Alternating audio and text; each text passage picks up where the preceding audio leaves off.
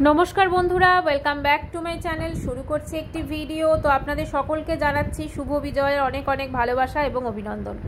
তো শুনুন, আজকে ভিডিওটা শুরু করি। তো আজকের ভিডিওতে আমি দুজনকে নিয়ে কথা বলবো। একটা হচ্ছে আপনারা কদিন আগে ভীষণভাবে হালচাল মাচিয়ে দিয়েছিল, তো সে হচ্ছে আমাদের কাকুলি ম্যাডাম, ঠিক আছে। তাকে নিয়ে আমি কিন্তু ভিডিও করিনি এর আগে। তো আজকে পার্টিকুলার এই ভিডিওতে আমি কিছুটা অংশ তাকে নিয়ে বলবো।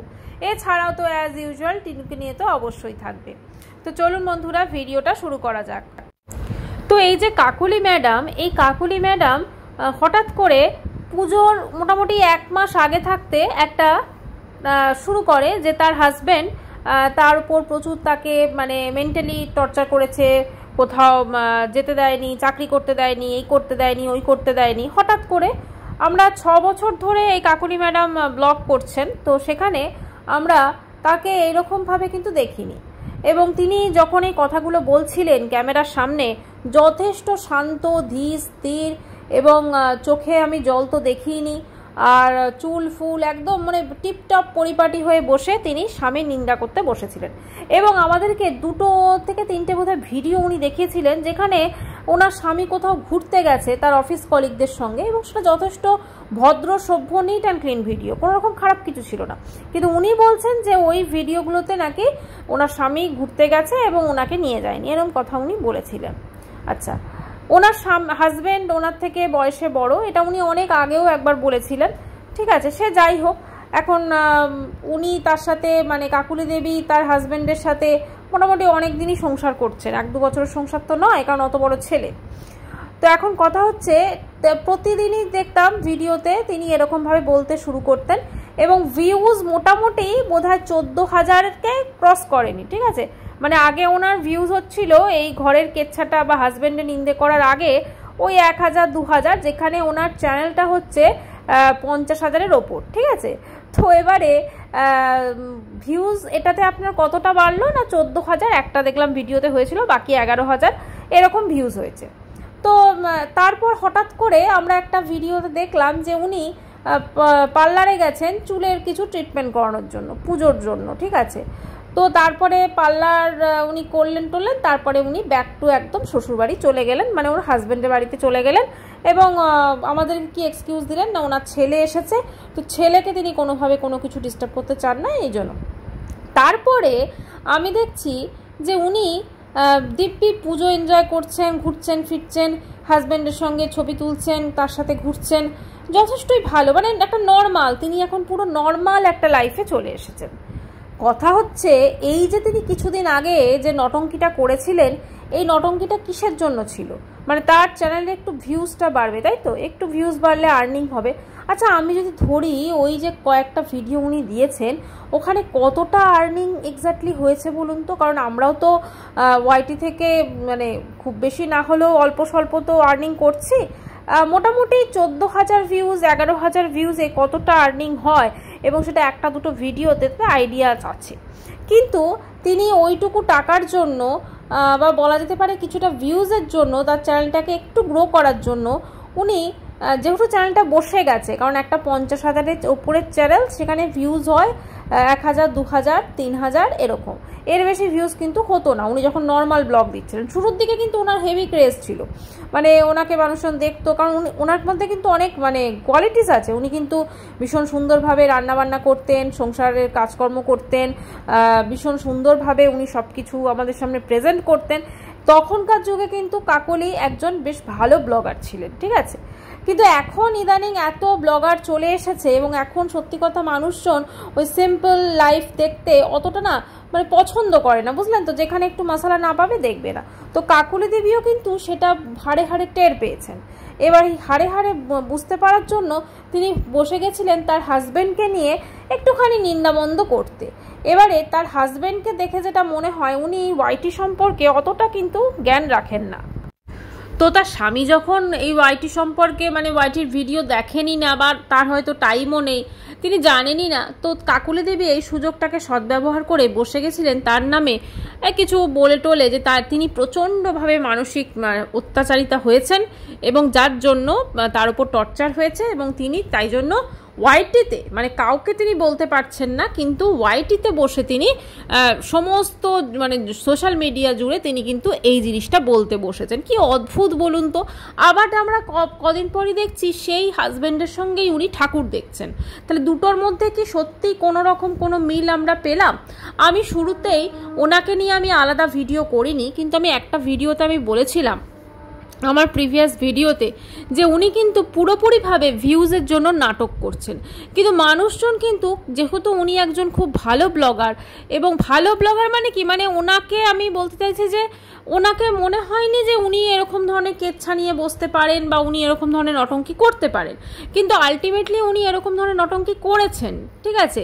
তো যাই হোক, এবং সেটা কি করতে পারেন এটা কিন্তু কেউ বিশ্বাস করতে পারেন, তাই জন্য ওনার প্রত্যেকটা কথা প্রত্যেকটা মানুষ কিন্তু বিশ্বাস করেছেন, ঠিক আছে। দেখুন, আমি বলছি না যে ওনার ওপর হয়তো কোনো টর্চার হয়নি বা কিছু হয়নি, হয়তো হয়েছে, আমি যদি ধরে নিই হয়েছে, কিন্তু আপনি বলুন তো যার ওপর অতটা মানসিক টর্চার হবে, ঠিক আছে, সে কি কখনো পার্লারে গিয়ে ওই রকম চুলের স্ট্রেটনিং, স্মুথনিং বা চুলের কোনো ট্রিটমেন্ট করানোর তার কি মন মানে ইচ্ছা হবে?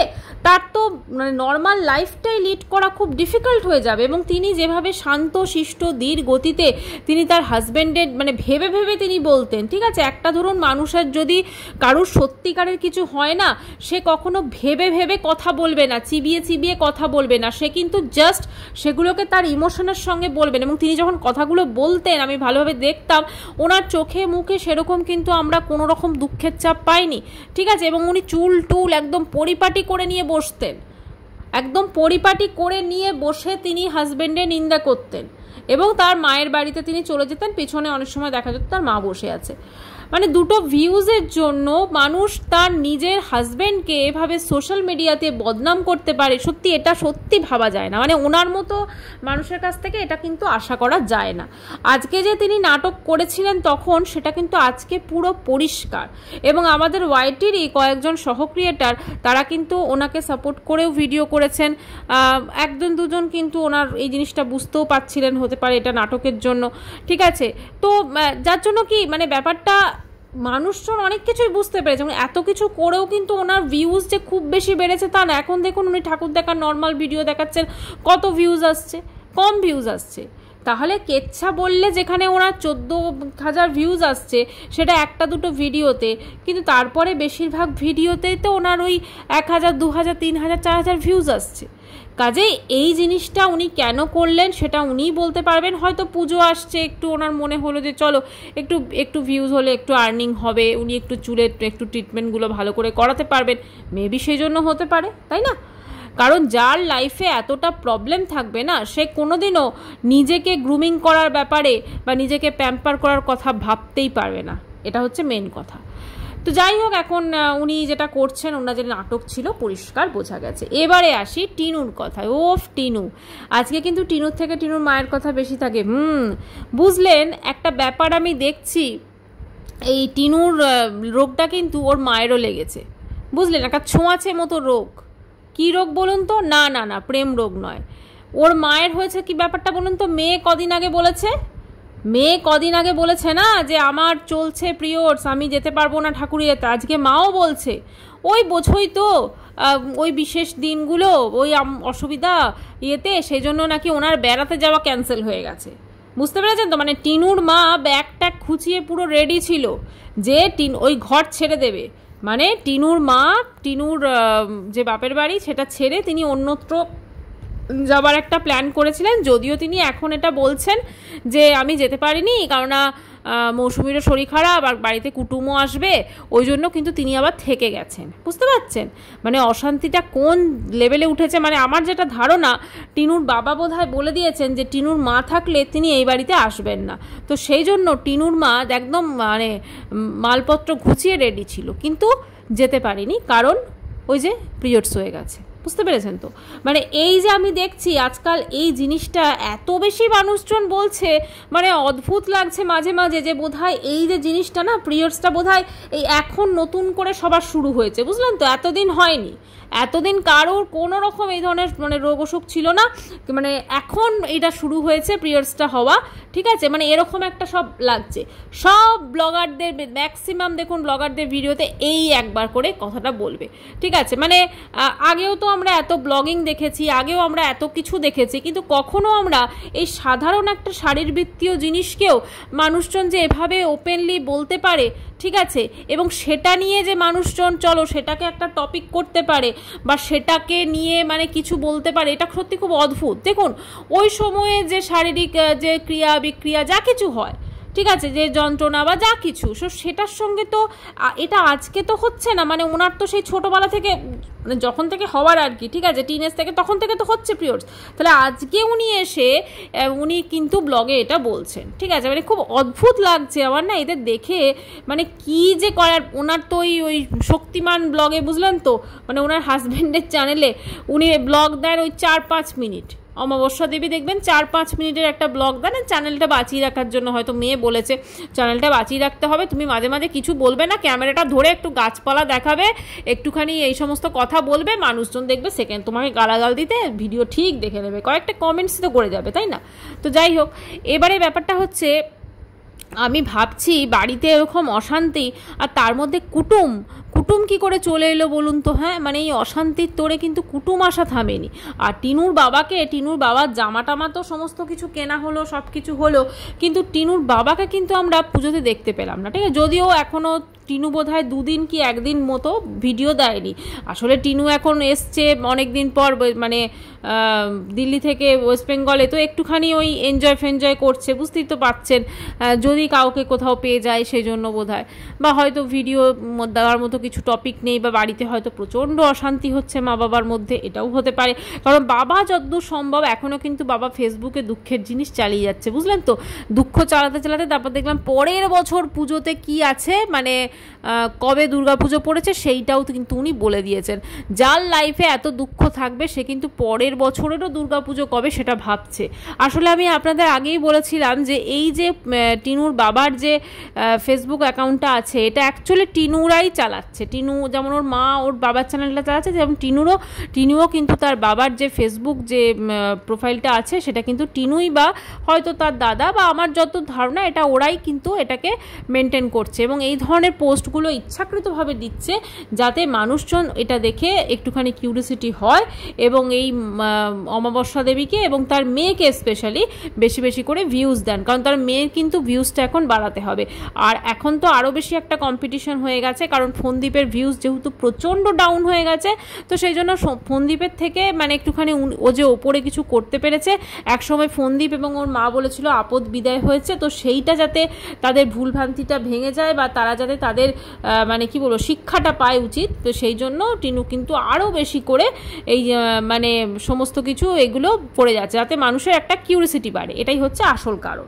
এখন দেখুন টিনুর মা সত্যি কথা ব্লগে মানে সেরকম কিছু দেখাতে পারে না, ঠিক আছে, খুব আস্তে আস্তে কথা বলে, গাছপালা দেখায়, টুকটাক হয়তো কাজকর্ম দেখায়, আর তারপরে ব্যাস আর কিছু দেখাবার থাকে না। কিন্তু টিনু সে কিন্তু ব্লগে মানে মোটামুটি যেটা দেখাচ্ছে এটা সেটা করে দেখায়, কিন্তু তারও কিন্তু এই বাড়ি আসার পর সেরকমভাবে কিন্তু কোনো কন্টেন্ট থাকে না।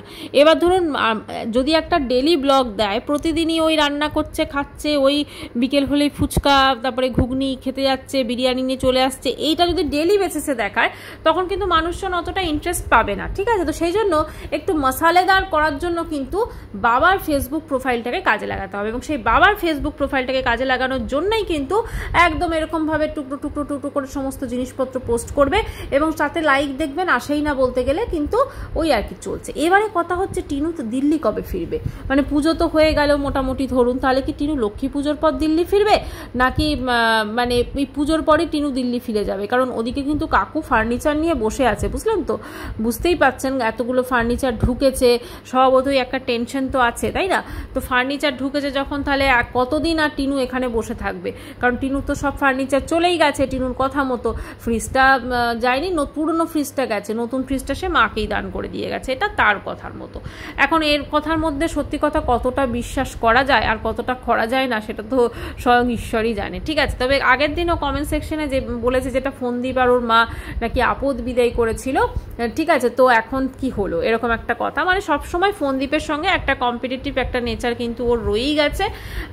একটাই বলবো, এই যে এত খুশি হচ্ছে টিনু, ভিউজটা ডাউন হয়েছে, আমার মনে হয় ওখানে কিন্তু ওর ছেলেও আছে, তাই না? ওর নিজের নারিকাটার ধন যাকে বলে ছেলে, সে কিন্তু ওখানে আছে। আজকে যদি ফোনদীপের চ্যানেলটা এরকমভাবে রিচ ডাউন হয়ে যায়, তাহলে কিন্তু সেটার এফেক্ট কিন্তু ওর ছেলের ওপর পড়বে। মানে তার তো একটা ধরুন বাচ্চা হলেও তার স্কুল আছে, তার সমস্ত কিছু খরচ খরচা আছে, তো কোথাও না কোথাও আমার তো মনে হয় না ফোনদীপ যতই বলুক যে আমি এটা বিজনেস করেছি ওটা বিজনেস করেছি, এখন আবার বলে না কোনো বিজনেস করলে, বুঝলেন তো, তো করেছি যতই বলুক, তাহলে কিন্তু কোথাও না কোথাও ওর মানে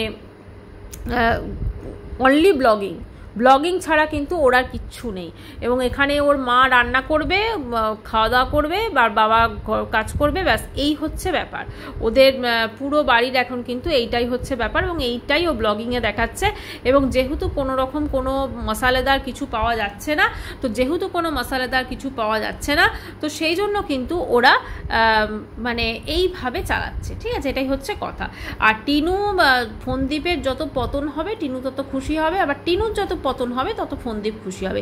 এরা এখন একে অপরের সব থেকে বড় শত্রু হয়ে গেছে, কারণ একে অপরের সমস্ত কিছু এরা কাচ্চা জ্যাঠা সব কিছু কিন্তু জেনে গেছে। এবং টিনু একটা পরকীয়ার মতো জিনিস করে কিন্তু বাড়ি থেকে বেরিয়েছে।